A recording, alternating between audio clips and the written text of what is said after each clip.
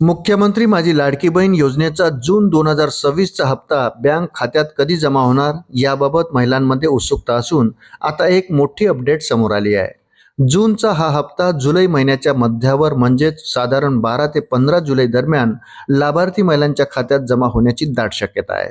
राज्य शासनाकडून सध्या लाभार्थ्यांच्या अर्जाची कसून पडताळणी आणि ई-केवायसी मोहीम वेगाने राबवली जात असल्यामुळे या प्रक्रियेला आणि पेमेंट वितरणाला काहीसा विलंब होत आहे। विलंबाची कारणे: बनावट लाभार्थी रोखण्यासाठी अर्जाची कडक पुनर्पडताळणी आणि अपूर्ण ई-केवायसी प्रक्रियेमुळे पेमेंटला विलंब होत आहे।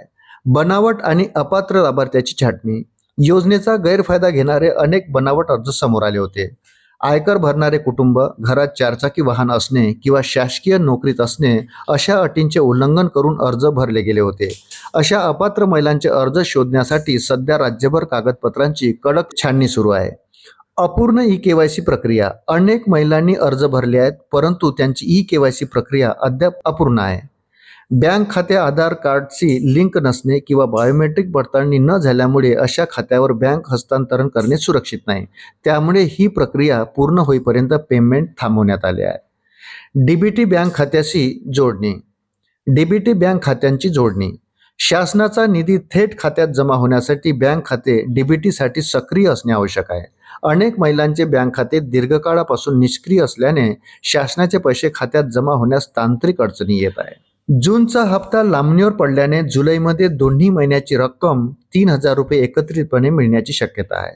जून महिन्याचे 1500 रुपये आणि जुलै महिन्याचे 1500 रुपये असे एकूण 3000 रुपये जुलै महिन्याच्या मध्यावर म्हणजेच 12 ते 15 जुलै दरम्यान थेट महिलांच्या खात्यात जमा केले जाऊ शकतात। तांत्रिक पडताळणीमुळे जूनचा हप्ता थांबवण्यात आल्याने दोन्ही महिन्यांचे बजेट शासनाकडून एकत्रितपणे मंजूर केले जाण्याची शक्यता आहे। जुलै महिन्यात सण उत्सव आणि शैक्षणिक वर्षाची सुरुवात होत असल्याने हा 3000 रुपयांचा एकत्रित हप्ता महिलांना घरखर्च आणि मुलांच्या शिक्षणासाठी मोठा आर्थिक आधार ठरणार आहे। केवळ आधार लिंकिंग असलेल्या पात्र महिलांच्या खात्यातच रक्कम जमा होईल, तर अपात्र ठरलेल्यांची छाननी सुरू आहे। ज्या महिलांचे अर्ज पूर्णपणे मंजूर झालेत आणि ज्यांची बँक खाती आधारशी यशस्वीरित्या लिंक झाली आहेत, अशाच महिलांना हा एकत्रित लाभ दिला जाईल। ज्यांचे अर्ज अजून प्रलंबित आहेत त्यांना ही पडताळणी प्रक्रिया पूर्ण झाल्यानंतरच पैसे मिळतील। महाराष्ट्राचे रहिवासी असणे अनिवार्य: अर्जदार महिला ही महाराष्ट्र राज्याची मूळ रहिवासी असणे आवश्यक आहे। यासाठी तिच्याकडे राज्याचे अधिवास प्रमाणपत्र किंवा 15 वर्षापूर्वीचे रेशन कार्ड किंवा शाळा सोडल्याचा दाखला असणे गरजेचे आहे। योजनेसाठी अर्ज करणाऱ्या महिलेचे वय किमान 21 वर्षे पूर्ण आणि कमाल 65 वर्षापेक्षा जास्त नसावे।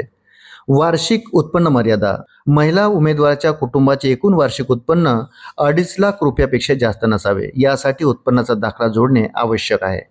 बँक खाते आणि आधार लिंकिंग: सर्वात महत्त्वाची अट म्हणजे महिलेचे स्वतःचे बँक खाते असावे आणि ते आधार कार्डशी लिंक असणे अनिवार्य आहे। खाते डीबीटीसाठी सक्रिय असावे, अन्यथा पैसे जमा होणार नाहीत। लाभार्थी महिला अधिकृत लाडकी बहीण योजना पोर्टलवर आपले नाव आणि अर्जाची स्थिती तपासू शकतात। या महिला अपात्र ठरतील: ज्यांच्या कुटुंबातील सदस्य आयकर भरतात, ज्यांच्या कुटुंबात नियमित किंवा कंत्राटी शासकीय नोकरी आहे, ज्यांच्या कुटुंबाकडे चारचाकी वाहन नोंदणीकृत आहे, ज्या महिला इतर कोणत्याही सरकारी आर्थिक योजनेचा लाभ घेत आहेत। अशाच नवनवीन अपडेटसाठी व्हिडिओला लाईक आणि चॅनलला सबस्क्राईब जरूर करा। धन्यवाद।